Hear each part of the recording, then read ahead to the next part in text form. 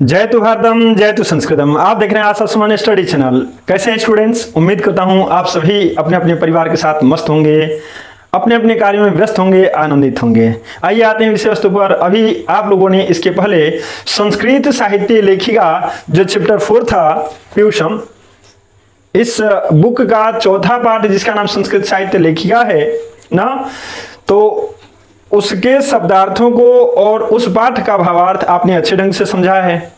यदि आपने नहीं देखा है तो पहले आप मेरे प्लेलिस्ट में जाएं, उस अध्याय को देखें, उसके अर्थों को समझें और तब जाकर के इन प्रश्नोत्तरी को समझेंगे तो आपको समझ में आएगा। अभी हम लोग करने जा रहे हैं इसका अभ्यास कार्य। इसके पहले के सभी चैप्टर्स करा दिए गए हैं, चाहे वह शब्दार्थ हो या फिर भावार्थ हो या उसके अभ्यास कार्य हो।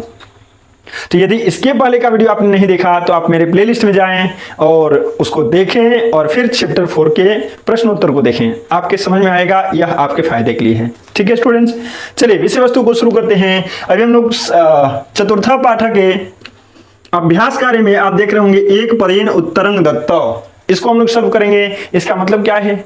यानी एक शब्द में आपको उत्तर देना है। एक पदेन उत्तरं दत्त यानी एक शब्द में उत्तर दीजिए।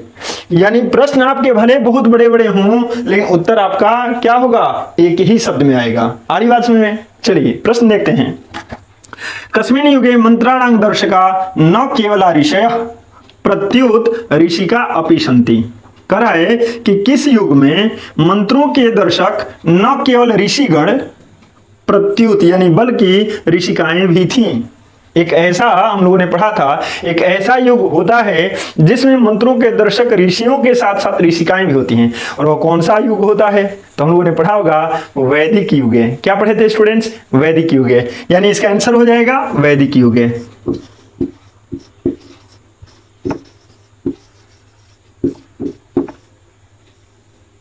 क्या आंसर हुआ? वैदिक युग है। अगला क्वेश्चन है स्टूडेंट्स, वागाम्भृणी कुत्र ऋषिका निर्दिश्यते। वागाम्भृणी को कहाँ ऋषिका निर्दिष्ट किया गया है? यानी वागाम्भृणी का ऋषिका के रूप में कहाँ उल्लेख किया गया है? आ रही बात समझ में? यानी वागाम्भृणी का एक ऐसा समय आता है जब वहां पर ऋषिकाओं का उल्लेख किया जाता है कि ऋग्वेद में कितनी ऋषिकाएं और अथर्ववेद में कितनी ऋषिकाएं। याद आ रहा है आपको? तो उसमें स्टूडेंट्स ध्यान रखिएगा, इसका जो उत्तर होगा वह होगा ऋग्वेद। क्या होगा? ऋग्वेद।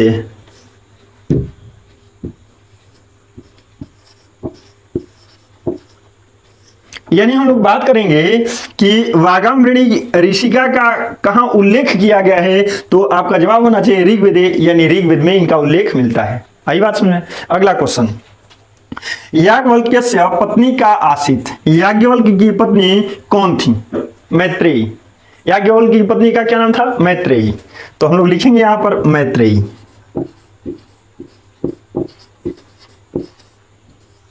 अगला जो प्रश्न है, कस्य सभायां शास्त्रार्थ कुशला गार्गी वाचकनवी तिष्ठति स्म। किसकी सभा में शास्त्रार्थ में कुशल गार्गी वाचकनवी रहती थी? याद आ रही बात? एक ऐसे राजा थे जिनकी सभा में गार्गी नाम की कुशल शास्त्रार्थ करने वाली विदुषी रहती थी। और वो किनकी सभा में? तो याद करिएगा, जनक सभायां हम लोगों ने पढ़ा था ना, तो ये क्या हो जाएगा? जनक सभायां।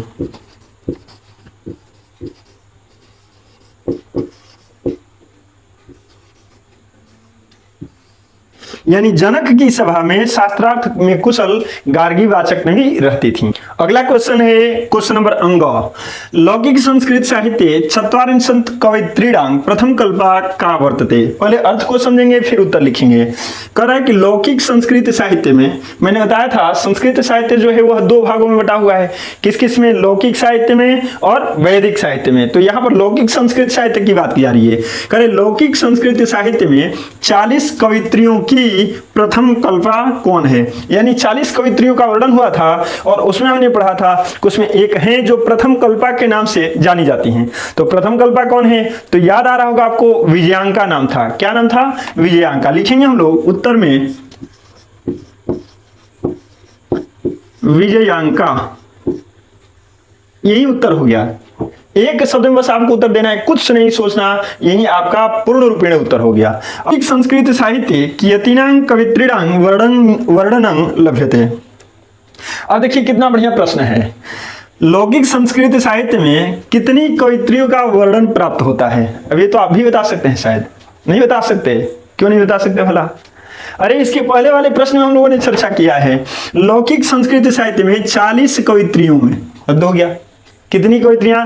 40 कवित्रियां। साफ साफ ऊपर उत्तर दिख रहा है, वही हम लोग नोट कर लेंगे, चत्वारिंशत्। क्या हो जाएगा? चत्वारिंशत्। और क्वेश्चन नंबर 1 का अंतिम प्रश्न है, विजय भट्टारिका कस्य राज्ञी आसीत्? विजय भट्टारिका किसकी रानी थी?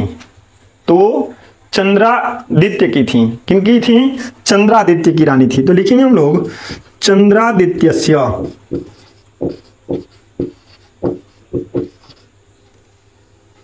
चंद्रादित्य की रानी थी, तो हो जाएगा षष्ठी विभक्ति का प्रयोग करते हैं चंद्रादित्यस्य।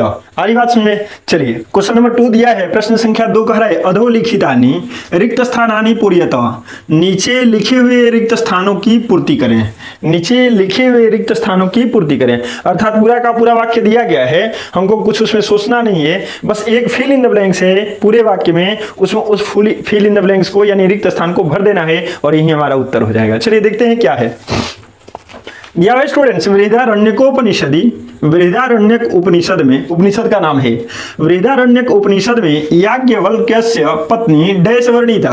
फिल इन द ब्लैंक्स दिया हुआ है, यानी बृहदारण्यक उपनिषद में याज्ञवल्क्य की पत्नी किस रूप में वर्णित है, मतलब उनका क्या नाम था, किनका वर्णन है? तो हम लोग लिखेंगे याज्ञवल्क्य की पत्नी कौन थी? मैत्रेयी। याद आ रहा है आपको? एकदम याद आएगा, मैत्रेयी का वर्णन प्राप्त होता है, मैत्रेयी का वर्णन है।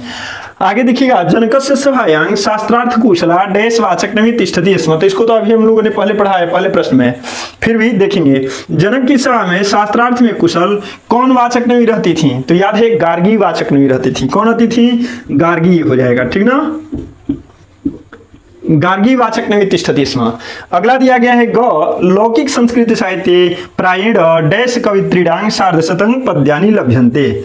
लौकिक संस्कृत साहित्य में प्रायः डैश कवित्रियों का मतलब भरना है कि कितनी कवित्रियों का, सार्धशतं, मैंने बताया था अर्धशतं, शतं मीन्स होता है 100 और अर्ध 100 का आधा यानी 50। लौकिक संस्कृत साहित्य में प्रायः कितनी कवित्रियों का, कितनी यहाँ पे भरना है, कितनी कवित्रियों के 50 पद्य प्राप्त होते हैं? तो याद करिएगा, हम लोगों ने अभी भी पढ़ा भी है और बुक में भी पढ़े थे कि 40 कवित्रियों के 50 पद्य प्राप्त होते हैं ना। तो 40 को संस्कृत में क्या कहते हैं? चत्वारिंशत्। क्या बोलते हैं? चत्वारिंशत्। यहाँ पर क्या भरेंगे हम लोग? चत्वारिंशत्।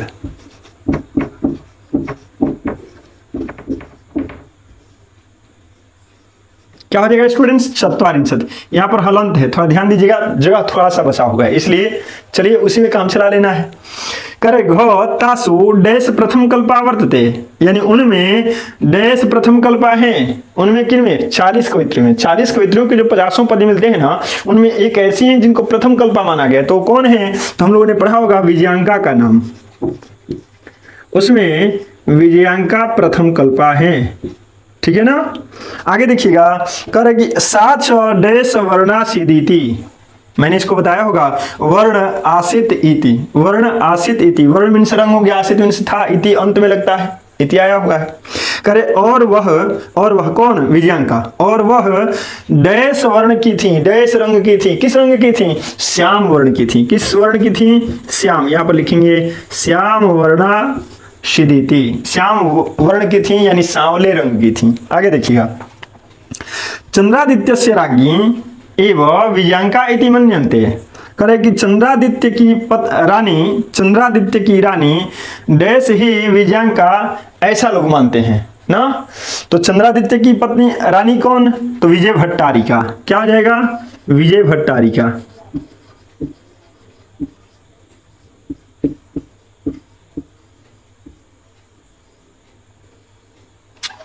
चंद्रादित्य की रानी विजय भट्टारिका ही विजयांका, यानी विजय भट्टारिका को ही लोग विजयांका मानते हैं, ठीक ना। आगे देखिए, करे 16वीं शताब्दी में अच्युत राय से राज्ञी, अच्युत राय की रानी तिरुमलांबा डैश नामक प्रौढ़ं चंपू काव्यम अरचयत। 16वीं शताब्दी में अच्युत राय की रानी तिरुमलांबा किस चंपू काव्य की रचना की, यानी उस प्रौढ़ चंपू काव्य का नाम क्या था, उसका नाम क्या था, नामक दिया है ना, तो यहाँ पर नाम लिखना है। तो याद करिएगा आप लोग, वरदंबिका परिणय की रचना इन्होंने की थी। किसका? वरदंबिका परिणय।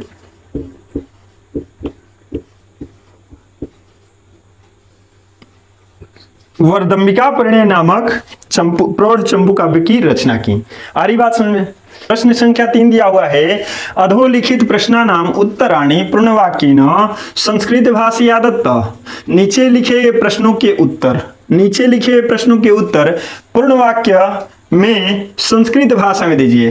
अर्थात अब यह जो प्रश्न है ना, इस प्रश्न में सभी उत्तर, जितने भी उत्तर हमें देने हैं वो पूरे वाक्य में होने चाहिए। अब एक शब्द में नहीं चलेगा, अब पूरे वाक्य में हमको उत्तर देना है। पहले प्रश्न पढ़ेंगे, उसके अर्थ को समझेंगे, उत्तर अपने आप निकल आएगा यदि आपने बढ़िया से पढ़ा होगा तो। उसके बाद उत्तर हमें लिख देना है।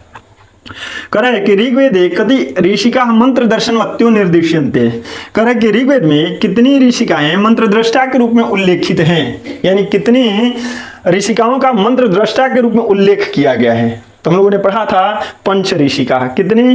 5 ऋषिकाओं का वर्णन मिलता है। तो लिखेंगे हम लोग, पूरे वाक्य में लिखना है, तो लिखेंगे हम लोग ऋग्वेदे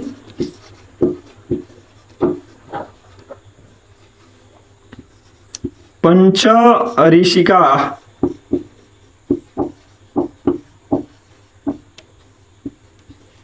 मंत्र दर्शनवत्यो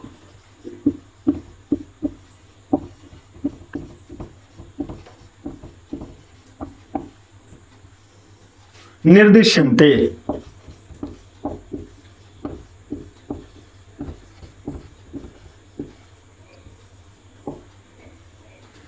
आपको जोड़ना है केवल पंचा शब्द, लेकिन केवल पंचा लिख के आप नहीं छोड़ सकते। आपको पूरे वाक्य में इस शब्द को पिरोना है कि पूरे वाक्य में कहां पर यह पंच शब्द रहेगा कि हमारा उत्तर सही हो जाए। आ रही बात समझे?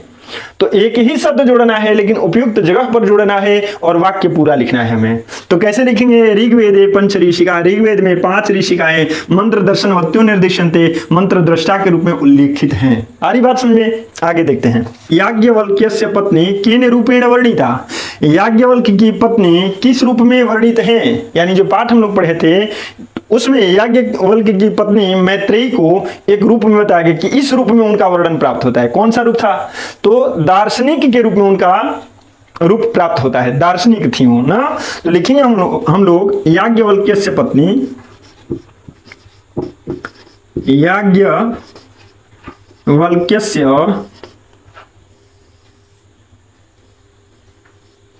पत्नी दार्शनिक रुचिमती, दार्शनिक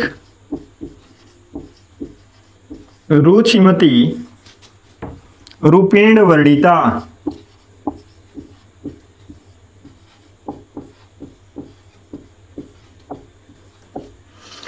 याज्ञवल्क्यस्य पत्नी, याज्ञवल्क्य की पत्नी दार्शनिक रुचिमती रूपेण वर्णिता, दार्शनिक रुचिमती के रूप में यानी दार्शनिक विचार वाली के रूप में वर्णित है। कोई दिक्कत? आगे बढ़िए। यह है याज्ञवल्क्य तां किं शिक्षयति। याज्ञवल्क्य उनको क्या शिक्षा देते हैं, क्या बताते हैं, क्या जानकारी देते हैं? तो हम लोगों ने पढ़ा था याज्ञवल्क्य मैत्रेयी को आत्म तत्व की शिक्षा देते हैं ना। तो हम लोग उसी को लिख देंगे। कैसे लिखेंगे? याज्ञवल्क्य याज्ञवल्क्यः तां आत्मतत्त्वं शिक्षयति।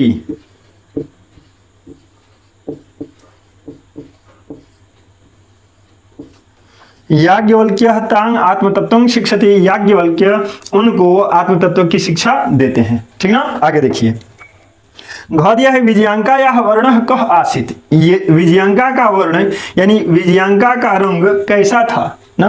तो क्या लिखेंगे हम लोग? लिखेंगे लोग उत्तर में विजयांका या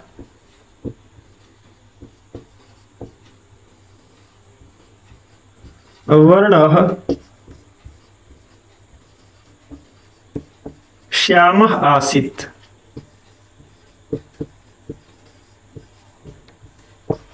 विजयांगा का वर्ण श्याम था। विजयांगा का रंग कैसा था? सांवला था।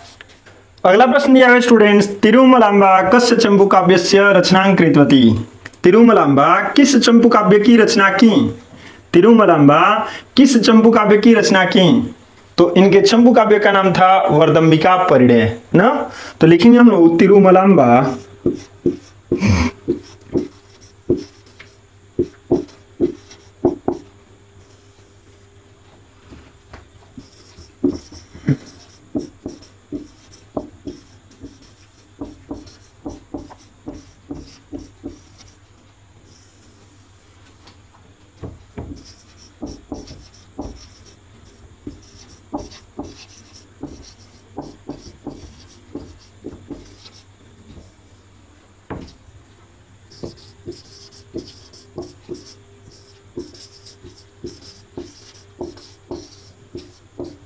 उत्तर देखिएगा स्टूडेंट्स, तिरुमलांबा वरदंबिका परिणय नामक चंपू काव्यस्य रचनां कृतवती।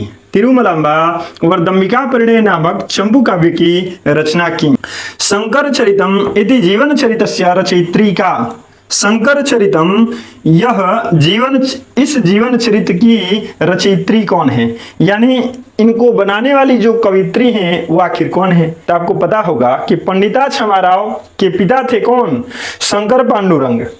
और शंकर पांडुरंग में कुछ ऐसी विशिष्टता थी जिस कारण पंडिता क्षमाराव अपने पिताजी के चरित्र को ही लिख डाली। तो शंकर चरितम इनकी रचना हो सकती है पंडिता क्षमाराव की। तो लिखेंगे हम लोग उत्तर में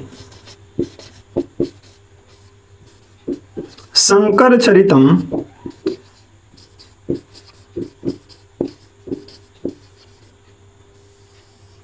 इति जीवन चरितस्य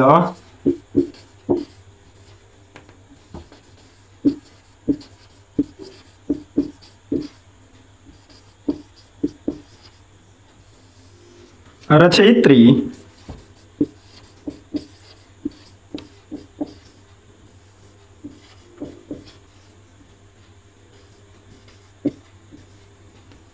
पंडिता क्षमाराव आसित। शंकर चरितम इस जीवन चरित्र की रचयित्री यानी रचनाकार पंडिता क्षमाराव थी। प्रश्न संख्या 4 को देखेंगे हम लोग। सबसे पहले आप अपने बुक में देखें, जो प्यूसम आपने रखा है अपने पास, उस पुस्तक की मदद से देखिएगा। यहाँ पर दिया है उदाहरणानुसारं पर्यायवाची पदानि लिखत। उदाहरण के अनुसार, उदाहरण अनुसारं यानी उदाहरण के अनुसार पर्यायवाची शब्द लिखें। पर्यायवाची जानते हैं ना, समान अर्थ बताने वाले शब्दों को क्या कहते हैं? पर्यायवाची शब्द कहते हैं। उसकी बहुत जल्द वीडियो आ जाएगी, लेकिन तब तक आप इतना समझें कि समान अर्थ बताने वाले शब्द को क्या कहते हैं? पर्यायवाची शब्द। जैसे मैं कहूं आकाश, आकाश, तो अब कहा जाए कि आकाश का पर्यायवाची क्या है, अर्थात आकाश का कौन कौन सा शब्द वही अर्थ देता है। तो गगन का अर्थ आकाश होता है, अंबर का अर्थ आकाश होता है, आसमान का अर्थ आकाश होता है, नभ का अर्थ आकाश होता है। यानी सभी के सभी क्या है? आकाश शब्द के पर्यायवाची शब्द हैं। आ रही बात समझ में? बस यही करना है आपको। देखिए उदाहरण बराबर यहाँ दिया गया है। उदाहरणम प्रश्न, विशालम इत्यस्य पर्याय पदम किम। विशाल इसका पर्याय पद क्या है? पर्यायवाची शब्द क्या है? तो कह रहे हैं विशालम इत्यस्य विपुलम पर्याय पदम। विशाल इस शब्द का पर्यायवाची शब्द विपुल है। विपुल मीन्स भी क्या होता है? बड़ा होता है। हालांकि दोनों का अर्थ जो होता है ना वह एक सेंस में नहीं आता। जैसे मैं कहूं कि यह बहुत विशाल वृक्ष है ना, यह बहुत विशाल वृक्ष है, तो पेड़ के बहुत बड़े होने की संभावना है। मतलब पेड़ क्या है? बहुत बड़ा है। लेकिन विपुलम का अर्थ हम पेड़ को बड़ा होने में हम नहीं कर सकते। जैसे अब हमें कहना होगा कि संस्कृत का साहित्य बहुत बड़ा है, बहुत विशाल है, तो वहां पर विशाल नहीं, वहां पर विपुल भंडार कहेंगे हम लोग। सारी बात समझे? तो दोनों के अलग अलग अर्थ होते हैं, लेकिन जब पर्यायवाची की बात करेंगे तो दोनों एक दूसरे के पर्यायवाची शब्द हो जाते हैं। करे वृथा इत्यस्य डैश पर्याय पदम। वृथा इस शब्द का पर्यायवाची शब्द क्या है? यही तो भरना है हम लोगों को। तो ध्यान रखिएगा, वृथा मीन्स होता है बेकार और निरर्थकम मीन्स भी होता है बेकार। तो यहां पर हम क्या भरेंगे? निरर्थकम भर सकते हैं, निरर्थकम। फिर दिया है विद्यार्थियों तत्परः इत्यस्य। तत्परः मतलब तैयार। तो जो लोग किसी काम को करने के लिए उत्सुक होते हैं ना, वो तैयार होते हैं, पूर्ण रूपेण तैयार। तो उत्सुक हम लोग लिख सकते हैं, लेकिन समस्या क्या है कि ये बहुवचन बनाया गया है, तो उत्सुक शब्द को भी बहुवचन बनाना होगा। तत्परः इत्यस्य डैश पर्यायपदम, यानी तत्पर, तैयार, इसका पर्यायवाची शब्द क्या है? तो उत्सुकाः है ना, उत्सुकाः। अगला शब्द है वर्तते इत्यस्य डैश पर्यायपदम। वर्तते, इस शब्द का पर्यायवाची शब्द क्या है? तो वर्तते का अर्थ होता है और विद्यते का भी अर्थ होता है, अर्थात हम वर्तते के स्थान पर विद्यते का भी प्रयोग कर सकते हैं, क्योंकि दोनों आपस में पर्यायवाची शब्द हैं, दोनों आपस में समानार्थी शब्द हैं, ठीक है ना। तो यहां पर हम लोग विद्यते का भी प्रयोग कर सकते हैं, ठीक ना। अगला दिया है ख्यातः इत्यस्य डैश पर्यायपदम। ख्यातः यानी जो प्रसिद्ध हो, जिसने प्रसिद्धि प्राप्त की हो, तो प्रसिद्ध के लिए ख्यातः शब्द आता है, और प्रसिद्ध के लिए यह शब्द जो है यह तत्सम शब्द में आता है। प्रसिद्ध, प्रसिद्ध शब्द भी किसमें है? संस्कृत शब्द ही है, उसी को ये चूंकि बहुवचन बनाया गया है, इसलिए हम लोग उसको भी बहुवचन बना लेंगे, और वो शब्द हो जाएगा प्रसिद्धा। क्या हो जाएगा स्टूडेंट्स? प्रसिद्धा। फिर आगे दिया है ज्ञातमेव इत्यस्य। ज्ञातमेव, ज्ञात मीन्स होता है जाना गया, और एव, एव का अर्थ ही होता है जाना गया ही। अब इसके लिए क्या? तो ज्ञातम मीन्स जाना गया, तो विदितम मीन्स भी होता है जाना गया, और इसमें एव लगाए गए तो उसमें भी एव लगा दिए, बस हो गया काम। यानी ज्ञातमेव, इसका पर्यायवाची शब्द क्या है? तो विदितमेव, ठीक ना, विदितमेव। फिर दिया है भार्या इत्यस्य डैश पर्यायपदम। भार्या का मतलब तो आप लोग भी जानते होंगे, क्या मतलब है?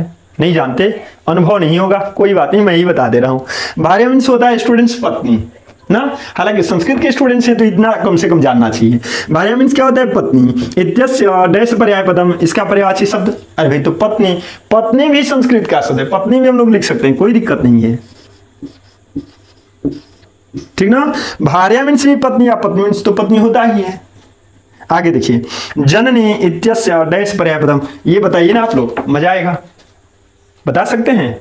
ध्यान रखिए स्टूडेंट्स, जननी जन्मभूमि स स्वर्गादपि गरीयसी, कभी कभी हम लोग पढ़ते होंगे, यानी माता और मातृभूमि स्वर्ग से भी बढ़कर है। तो जननी मीन्स क्या होगा? माता। वैसे हम लोग कहते भी हैं कि जो हम लोग सब्जेक्ट पढ़ रहे हैं ना, जो हम लोग विषय पढ़ रहे हैं, जिस भाषा को हम लोग पढ़ रहे हैं, वह कहा जाता है, ऐसा माना जाता है, शास्त्र बताते हैं कि यह सभी भाषाओं की जननी है। सभी भाषाओं की उत्पत्ति इसी संस्कृत से हुई है, यानी वह क्या है? जननी है, वह सभी भाषाओं की क्या है? माँ है। तो हम लोग कह सकते हैं जननी इत्यस्य, जननी इस शब्द का पर्यायवाची शब्द क्या है? माता है। आया ना बढ़िया से समझ में? एकदम आएगा, सारे प्रश्नों का उत्तर आप बढ़िया से समझ पाइएगा।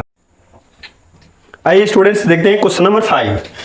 प्रश्न संख्या 5 कह रहा है स्टूडेंट्स अधोलिखिते पदैः वाक्यानि रचयता। ना, निम्नलिखित पदों से, यानी नीचे लिखे गए पदों से वाक्यों की रचना करें। नीचे कुछ शब्द दिए गए हैं और उन शब्दों से आपको क्या करना है? वाक्य बनाना है, वाक्यों की रचना करनी है। जैसे देखिएगा दिया गया है सभायाम, तो हम लोग पढ़े थे एक वाक्य, आपको अभी भी याद आ रहा होगा, बहुत ही प्रसिद्ध लाइन है उसमें, जनकस्य सभायाम गार्गी वाचक नैव तिष्ठति स्म। ना, जनक की सभा में कौन रहती थी? गार्गी वाचक नैव। उन्हीं को लिख लेंगे हम लोग। क्या लिखेंगे लोग? जनकस्य सभायाम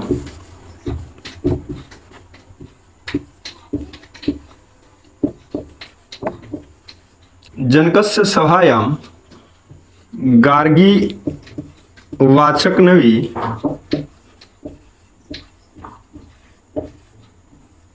तिष्ठति स्म।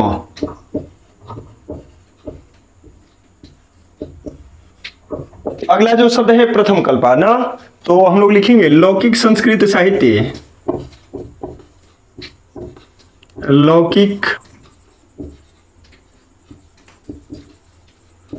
लौकिक संस्कृत साहित्य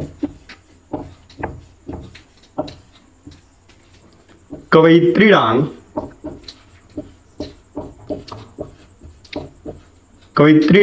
विजयांका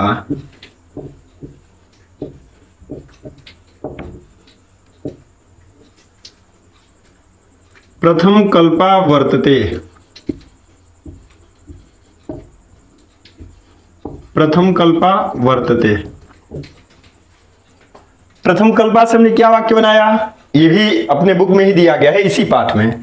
लौकिक संस्कृत साहित्य कवित्रीणां विजयांका प्रथम कल्पा वर्तते। लौकिक संस्कृत साहित्य में कवित्रियों में विजयांका क्या है? प्रथम कल्पा है। ठीक है ना। क्वेश्चन नंबर 5 का ग देखेंगे। लभ्यते, लभ्यते का अर्थ होता है प्राप्त होता है ना, प्राप्त होता है। तो कैसे बनाएंगे हम लोग? तत्र किमपि न लभ्यते, तत्र किमपि न लभ्यते। ये मैंने आगे वाले शब्दों को देखते हुए छोटा वाक्य बना दिया ताकि आपको दिक्कत ना हो। तत्र किमपि न लभ्यते, वहां कुछ भी प्राप्त नहीं होता है। ध्यान रखिएगा स्टूडेंट्स, ये वाला जो है यह ख का उत्तर है। ठीक है, यह वाला जो है ये किसका है? ख का उत्तर है। ऋषय से हम लोग बनाएंगे, ऋषय यानी ऋषिगण। तो बनाएंगे हम लोग ऋषय वने निवसन्ति स्म। ऋषि लोग जंगल में रहते थे। हालांकि वर्तमान समय में भी ऋषि लोग जंगल में ही रहते हैं ना, अभी घर दरवाजे पे थोड़े रहते हैं लोग। शास्त्रार्थ दिया है ना, तो हम लोग बनाएंगे शास्त्रार्थ का अर्थ क्या हो जाएगा? शास्त्रों की। तो हम लोग बनाएंगे प्राचीन शास्त्राणाम, प्राचीन शास्त्राणाम कर लेंगे हम लोग। प्राचीन शास्त्राणाम संरक्षणं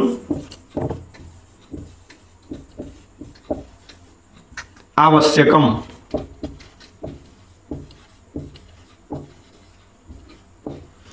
मतलब क्या हो गया? प्राचीन शास्त्रों का संरक्षण आवश्यक है। ऐसा ना हो कि हम लोग नए समय में, आधुनिक युग में बहुत सारी पुस्तकों की रचना करते जाएं, बहुत सारे ग्रंथों की रचना करते जाएं और पता चले कि पहले के जो भी शास्त्र हैं उनको हमने अच्छे ढंग से नहीं रखा। तो प्राचीन शास्त्रों का संरक्षण आवश्यक है। प्रश्न संख्या 6 क्या दिया है स्टूडेंट्स? उदाहरणम अनुसृत्य स्त्री प्रत्यय योगेन शब्दम रचयत। उदाहरण का अनुसरण करके, यानी कुछ उदाहरण दिया गया, उदाहरण को पहले हमको देखना है, पढ़ना है, समझना है, फिर क्या करना है? स्त्री प्रत्यय योगेन, यानी किसी स्त्री प्रत्यय की चर्चा की गई है, उस स्त्री प्रत्यय के योग से शब्दम रचयत, शब्दों की रचना करें। आ रही बात समझ में? उदाहरण में स्त्री प्रत्यय दिया गया है और स्त्री प्रत्यय के योग से शब्द बनाया गया है, हमको भी वैसे ही करना है जैसा उदाहरण में दिया गया है। और वह स्त्री प्रत्यय क्या है? तो देखिए यहां पर टाप दिया गया है। उदाहरण ये रहा, उदाहरण में क्या दिया है? कारक धन टाप बराबर कारिका। देखिए बहुत आसान है समझना। टाप क्या है? स्त्री प्रत्यय है। और प्रत्यय कहां लगता है? तो शब्दों के बाद में लगता है। शब्द पहले क्या दे दिया? कारक, कारक में टाप जोड़ दिया। अब कारक का टाप, तो देखिए क्या परिवर्तन किया गया है। एक तो हम लोग जानते हैं स्त्रीलिंग शब्द क्या होते हैं? आकारांत होते हैं। आकारांत स्त्रीलिंग शब्द होते हैं। तो देखिए आकारांत बनाया गया, यानी टाप के जगह पर आ हमको जोड़ दिया, हमने जोड़ दिया और ट और प का लोप हो गया। केवल आ इसमें से निकल के लग गया और ट और प का लोप हो गया। लेकिन उसके साथ देखिएगा एक चीज और किया गया है कि जो बीच वाला अक्षर है ना, उसमें ह्रस्व की मात्रा को जोड़ा गया है। देखिएगा, अब पहले प्रश्न को बनाएंगे हम लोग, फिर स्पष्ट हो जाएगा।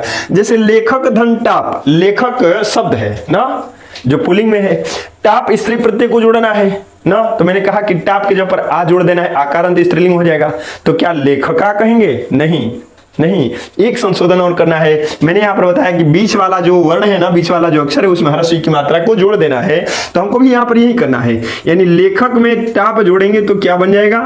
लेखिका बनेगा। क्या बनेगा स्टूडेंट्स? लेखिका। अब ऐसे ही सबको बना देना है। अंत में आ की मात्रा जोड़नी है और बीच वाला जो वर्ण है उसमें ह्रस्व की मात्रा जोड़ते जाना है। और मुझे लग रहा है कि आप सभी लोग अब बनाने के लिए बेचैन होंगे और अब आप जरूर बना सकते हैं। जैसे नायक में टाप जुड़िएगा, क्या बनेगा? नायिका। क्या बनेगा? नायिका। इसी तरह स्टूडेंट्स वाचक में टाप जोड़ेंगे, क्या बनेगा? वाचिका। बस एक ही काम आपको करना है, जब भी टाप प्रत्यय जोड़ने को कहे अंत में आकारांत करना है और बीच वाला जो वर्ण होगा उसमें ह्रस्व की मात्रा दे देनी है, काम खत्म। विधायक धन टाप क्या होगा? विधायिका।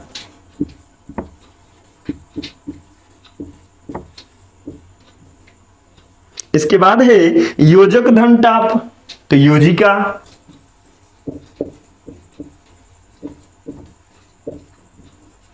यदि धारक में टाप जोड़े तो क्या होगा?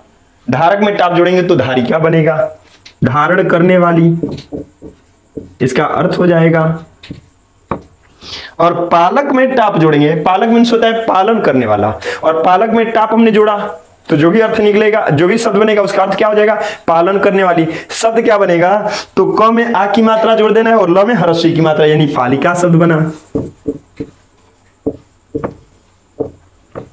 अभी एक प्रश्न और बचा है, यहां पर देखिएगा, गायक धन टाप, गायक में टाप जोड़ेंगे तो कौन सा शब्द बनेगा, क में आ की मात्रा जोड़ी गई, गायका हो गया, लेकिन गायका तो कोई शब्द नहीं होता। बीच वाले वर्ड में ह्रस्व की मात्रा जोड़ करके क्या बना लेंगे हम, गायिका।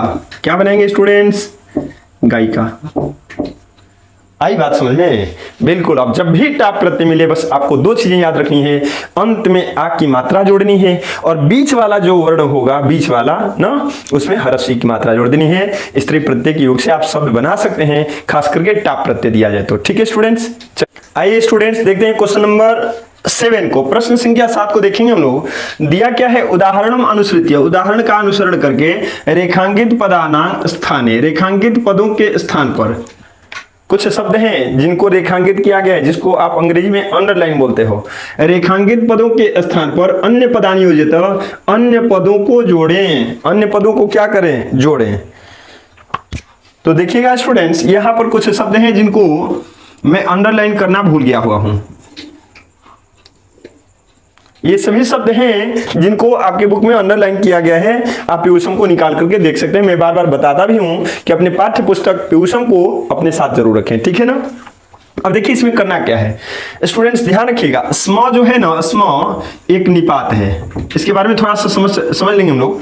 स्म क्या है, एक निपात है। निपात का मतलब क्या है, यह बिल्कुल अव्यय के समान है, या अव्यय हम इसको कह सकते हैं, लेकिन एक समस्या है कि अव्ययों का अपना अर्थ होता है लेकिन निपात का अपना कोई अर्थ नहीं होता। तो फिर निपात को पढ़ते क्यों है हम लोग स्टूडेंट्स, इसका बड़ा भारी एक प्रयोग होता है। प्रयोग क्या होता है, यदि आपको लंग लकार की क्रियाएं याद नहीं है, आपको लंग लकार यानी भूतकाल की क्रियाएं संस्कृत में चलाने नहीं आती ना, और लट लकार की क्रियाएं याद हैं, तो आप वाक्यों को लंग लकार में बना सकते हो। कैसे कैसे, तो देखिएगा, जहां पर भी आपको एक वचन, द्विवचन या बहुवचन के शब्द मिले, मान लो मैं कहूं कि राम घर जाता है, तो रामः गृहं गच्छति हो जाएगा। रामः गृहं गच्छति, राम घर जाता है। लेकिन मैंने कहा राम घर जा रहा था, अब आपको ध्यान नहीं आ रहा कि जा रहा था का अगच्छत होगा। अब क्या करेंगे, तो रामः गृहं गच्छति ये तो याद है, कोई बात नहीं, गच्छति में स्म को जोड़ देना है, काम खत्म। इसी का मतलब क्या हो जाएगा, राम घर जा रहा था। यानी कहने का अर्थ समझिएगा, लट लकार की क्रियाओं में हम स्म का प्रयोग करके उसको लंग लकार में बदल देते हैं। लेकिन यहां पर कुछ दूसरा दिया है, यहां पर सब में स्म जोड़ा गया है, देख रहे हैं ना। और ध्यान रखिएगा, सब में स्म जोड़ा गया है तो सब में लट लकार की ही क्रिया आपको दिखेगी। गच्छति, क्रीडंती, पाठयंती, भ्रमंती, सबके सब क्या है, लट लकार की क्रियाएं हैं। अब कोई एक वचन में है या कोई बहुवचन में है, ये सभी बहुवचन में है, ये तीनों बहुवचन में है और ये एक वचन में है, कोई बात नहीं है। अब उसके लिए क्या करना होगा ना, कि इसके स्थान पर जब दूसरे शब्दों को जोड़ना है तब आपको लंग लकार की क्रियाओं को याद रखना होगा। जैसे गम धातु का जब रूप चलाएंगे हम लोग, तो देखिए लट लकार के एक वचन में प्रथम पुरुष में क्या बनेगा, गच्छति बनेगा।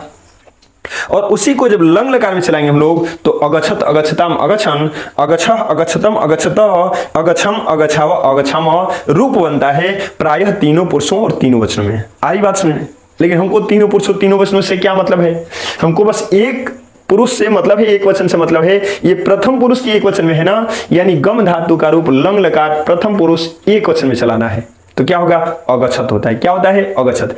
तो देखिए अब पूरे वाक्य को हमको नहीं बदलना, पूरे वाक्य को जैसे दिया गया है वैसे नोट कर देना है। बालकः, तो देखिए मैं वही लिखूंगा, बालकः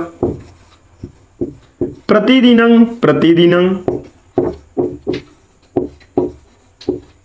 विद्यालय दिया है ना, विद्यालय नोट कर लेते हैं।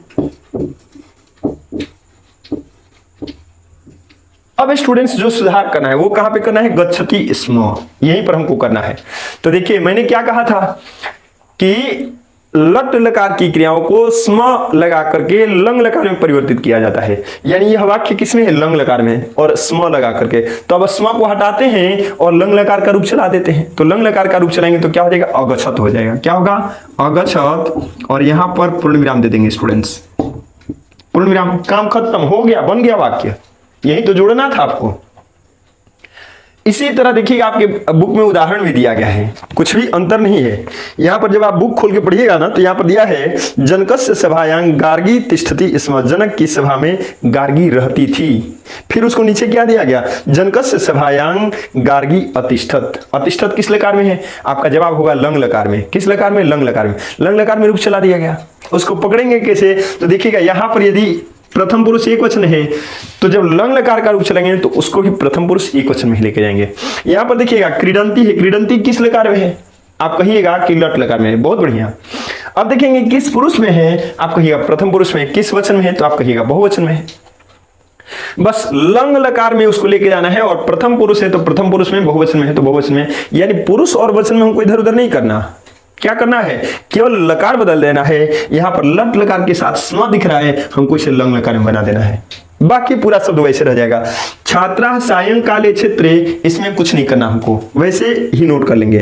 छात्रा सायंकाले क्षेत्रे, और देखिए ये किस में है, लट लकार में। लट लकार के प्रथम पुरुष बहुवचन में, तुमको किस में बनाना है, लट लकार में नहीं, लंग लकार में। अरे ये तो लट लकार में ही है ना, स्म जुड़ा गया है तभी लंग लकार में हुआ है, लेकिन हमको स्म हटा देना है तो लंग लकार की क्रिया डायरेक्ट लिखेंगे हम लोग ना। तो ये प्रथम पुरुष बहुवचन में है तो क्रीड धातु का रूप हम लोग लट लकार में नहीं बल्कि लंग लकार प्रथम पुरुष बहुवचन में खोजेंगे ना, तो अक्रीडन शब्द बनेगा। क्या बनेगा, अक्रीडन। और तभी क्या हो गया, छात्रा सायंकाले क्षेत्रे अक्रीडन। आई बात सुनने। चलिए देखते हैं अगला। अध्यापका वर्गेषु पाठयन्ति स्म, अध्यापक गण वर्गों में पढ़ा रहे थे, कक्षाओं में अध्यापक लोग पढ़ा रहे थे। तो पाठयन्ति दिया गया है, प्रेरणार्थक धातु है। पाठयन्ति स्म, पढ़ाते थे। पाठयन्ति तो लट लकार में है ना जी, इसमें स्म लगा करके इसको लंग लकार में बनाया गया है। इसको हम हटाएंगे और लंग लकार का जो मूल रूप है उसको हम ला के रख देंगे, लेकिन किस में, तो लंग लकार में। और ये प्रथम पुरुष के बहुवचन में है तो प्रथम पुरुष बहुवचन में रखना होगा। क्या बनेगा, देखिएगा, अध्यापका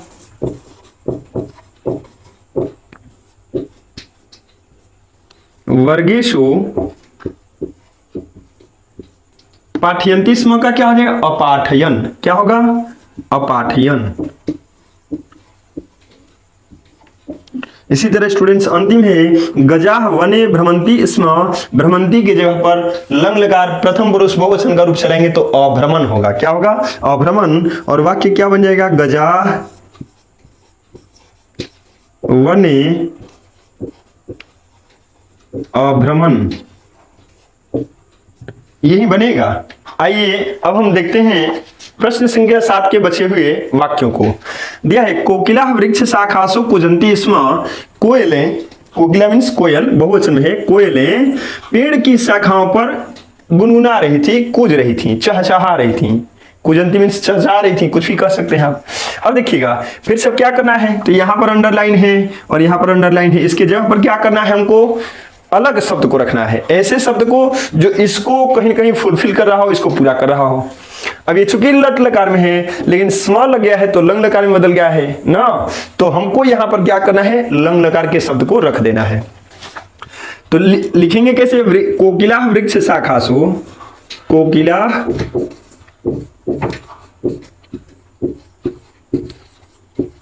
वृक्ष शाखासु अकुजन, अकुजन, कोकिला वृक्ष शाखासु अकुजन, कोयले पेड़ की शाखाओं पर गुनगुना रही थी, चहचहा रही थी। अगला जो है, वानरः तरु शिखरेषु कुर्दन्ति स्म, बंदर पेड़ की चोटियों पर यानी पेड़ की टहनियों पर कूद रहे थे। तो क्या करेंगे, इसको हम लोग लंग लकार में डालेंगे।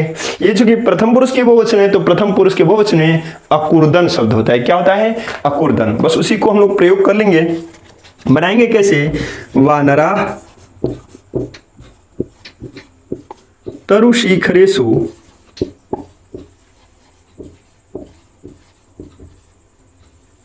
अकुर्दन,